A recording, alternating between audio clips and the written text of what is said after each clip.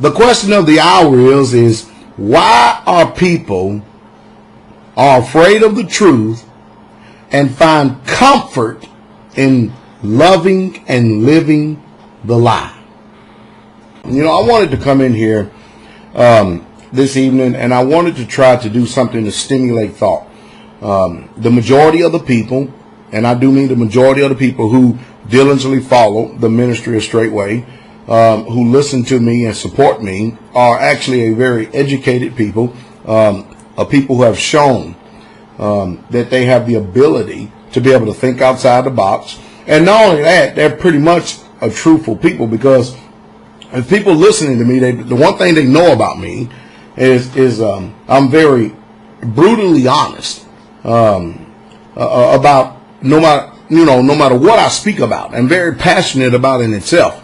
My question of today is this: why are we so afraid of the truth? I mean, have you not noticed that people are literally afraid of the truth? I mean, I totally feel that the outcome of relations, I don't care what relations it is, it totally depends on how we handle the truth. My question is, do we conceal the truth or do we reveal the truth? Now, the one thing I do realize is that truth always heals, and it never kills. I mean, do we assimilate the truth? Do we continue to keep putting it out the truth? Or do we just give up on the truth simply because we believe that it's falling on deaf ears? The one thing I learned is that truth never dissimulates, but it always integrates. But there must be a basis for that truth, though. A lot of people have a definition when it comes to freedom. And of course, their definition is that, you know, freedom, it has a spirit of tolerance and is nonviolent. But if that is the case, my question to you is, and let's get some video responses on this too. Let's get a good dialogue going here, because we do need to stimulate thought. We need a defibrillator on our mind. We really, truly do. Rather than continue to keep rehashing different points and sins that other people bring up to our conscience and stuff, we need to exercise self-autonomy, okay? But if freedom truly is a movement of tolerance and nonviolence, now the question is this: then where does the fight come from? I mean, if we all believe in the same morals and values, then where does the fight come from? Well, I have to answer that. Well, it's simply because we all do not believe in the same morals and values. This country that we know of as America no longer embraces the same morals and values that it did 70 and 80 years ago. We're a total different nation, no doubt about it. And if you ask me my truthful opinion, I think that we're in a moral decline. I think we're spiritually bankrupt. And I think that if we continue on down this path right here, that civilization, there's no hope for it in the years to come down the road. And that's just the truth.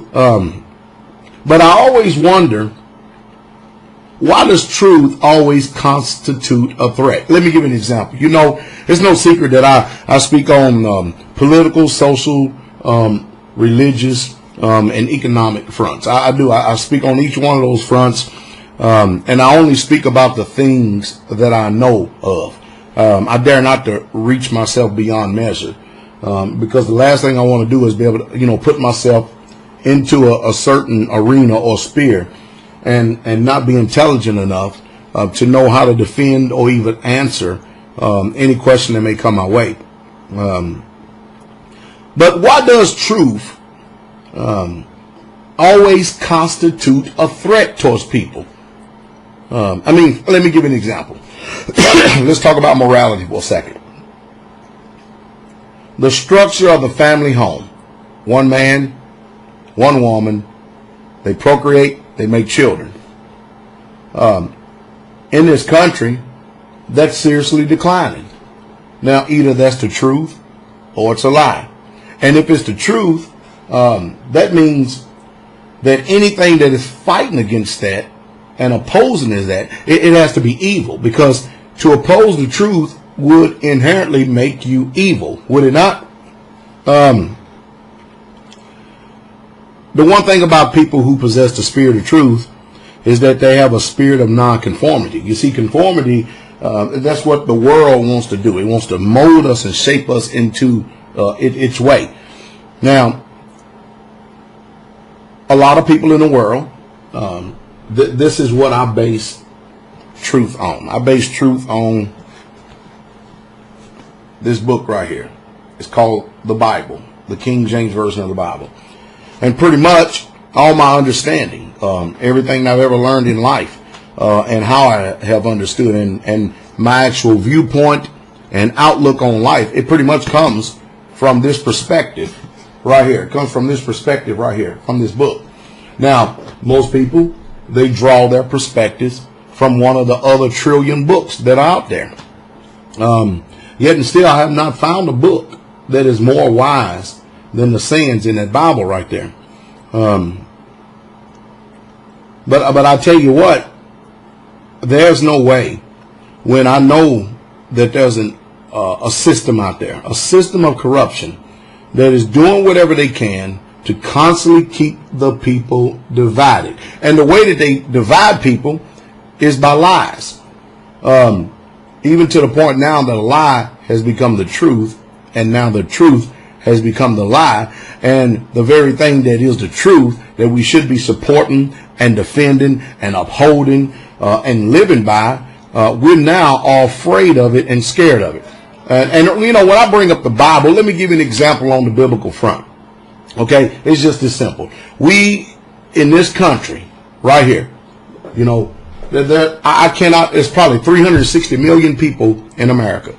And here is the Bible right here. I'm going to use this as an example, okay? And yet and still, we just had well over 90% of the general populace in the United States of America turn around and spend whole entire days and money, resources, and time. You know what they just got finished doing? They just got finished celebrating a pagan heathen holiday that's not even spoken about, much less written of in this book right here. Do y'all understand that? You cannot even find the word Christian, or let's say Christmas, in this book. As a matter of fact, you cannot even find one instruction in this book for that holiday. Now, if you go outside the sources of this book, and you go to many of the writings of the heathens and the writings of the pagans, you can find unlimited amount of knowledge of where it comes from. So if we are a nation based on truth, then why do we live after lies? And why do we support so many lies? I mean, you don't think that there's something really truly honest? I mean, because think about it. I'm a man that I try my best on a daily basis to evaluate myself and to see if I am living a lie. Am I compromising? Am I standing for the truth? Am I a man of honor and integrity? Would people be afraid to follow me? I mean, would they be secure in their person, knowing that I have nothing in my heart whatsoever at all that has any intent to injure or hurt them? I mean, could they really truly trust me? I mean, after all, if I preach the truth, I stand the truth, you know just as well as I do. Look at the gauntlet that I literally have to run through in judgment. I mean, for instance, I'll give you one more example. Here in this country, everybody believes that their opinion is valid. And one person can speak their opinion about another person, and people that hears it will weigh in on what that person said and make a judgment, but they will not wait to hear the other person's side, or they will not be silent until the other person has spoken, in order for the listeners to be able to make a rational decision on who's telling the truth and who is misrepresenting and who's lying. I don't know why we are afraid of the truth so much. Economic front, 5,000 year history. Gold and silver is money and nothing else. So how have we been duped and deceived into believing that Federal Reserve notes, which are backed up by nothing at all, how have we been tricked into believing that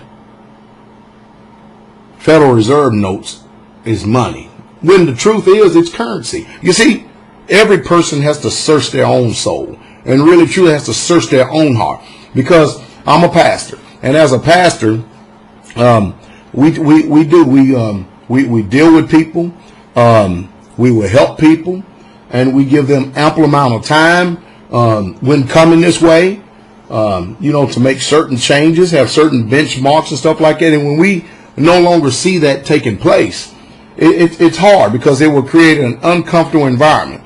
I mean, if you got, excuse me, if you have a people who are bent on obeying this book because we believe that book to be the truth, and then all of a sudden you have people that run up to a certain point and then they put their opinion in front of that book right there, there's going to be opposition. There's opposition even in life. The old saying goes, you can lead a horse to water, but you can't make him drink. The same way that goes about everything in our life. You can get on here and fill yourself up with knowledge all day long, but until you become a doer of that knowledge, because you see, is when you actually do, is when you have the understanding.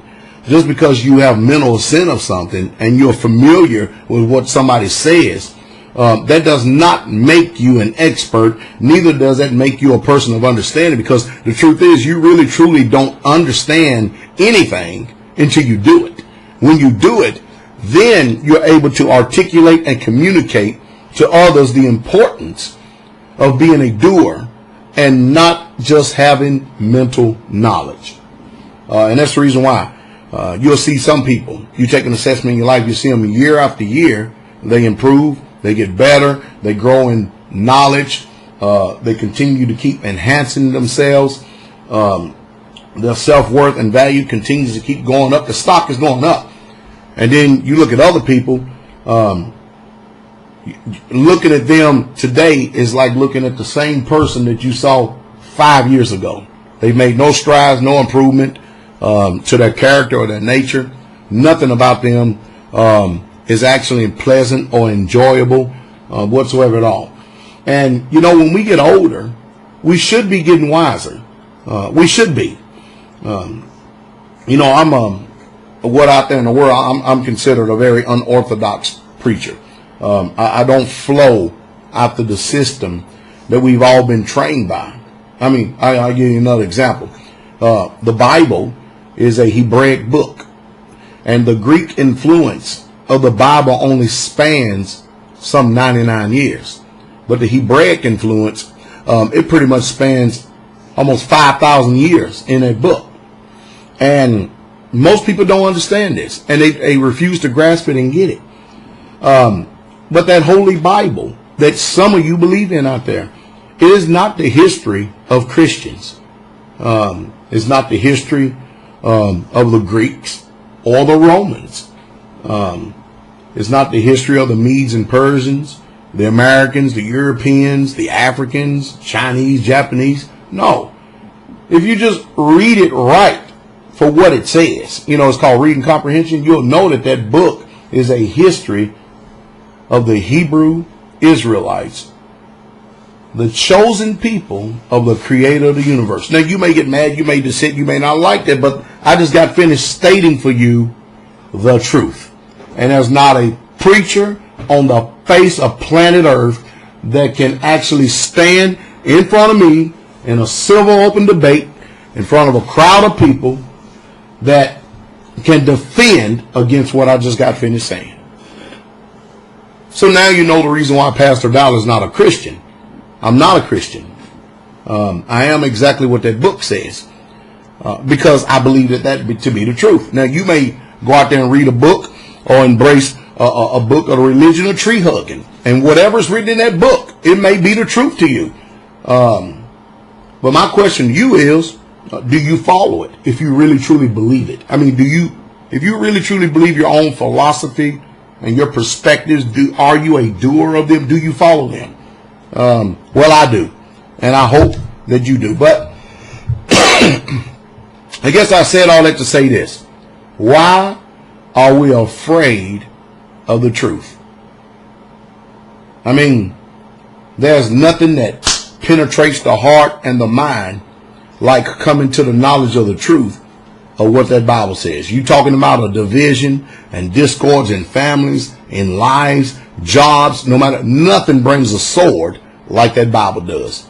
So that's telling me if the opposition is that great against someone who actually lives that book right there, that's telling me that there's something spiritual going on. There's something that is going on that doesn't even meet the eye. There's a great opposition because, man, I tell you what, man, the feelings and emotions that cause people to stir up at the mentioning of the truth when you're contrary to it is utterly remarkable and amazing. Why are we afraid of the truth? What do you think?